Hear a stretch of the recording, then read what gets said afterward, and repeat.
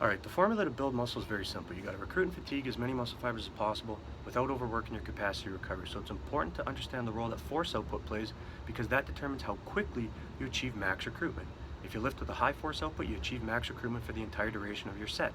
If you lift with a low force output, you only achieve max recruitment at the end of your set. And one of the things people always say is if you want to build muscle, you got to keep the muscle under constant tension. But to do that, you got to use a really light weight.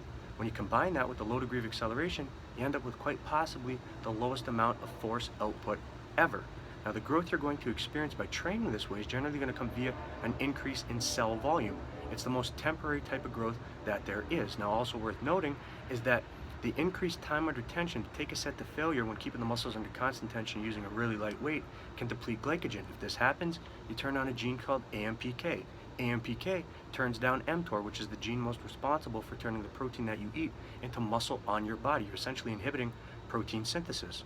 Also worth noting is by trying to take a set to failure when keeping a muscle under constant tension, tension can get spread onto other muscles. So now you're reaching failure not because the desired muscle group is too exhausted, but because the sum of the involved musculature no longer has the capacity to produce enough force to overcome the resistance. So you're reaching failure using a light weight and because other muscles are too exhausted.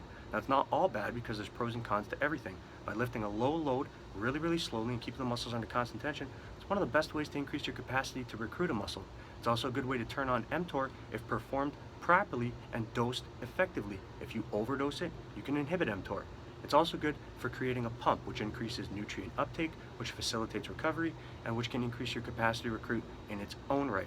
So all of this should influence the way you do what you do depending on why the fuck you're doing it in the first place. Now, one last thing, if you're cranking the juice, none of this applies to you because that will negate all the negative side effects that accompany the stupid decisions that you might be making. So you just keep training however the fuck you want and you're still gonna get results.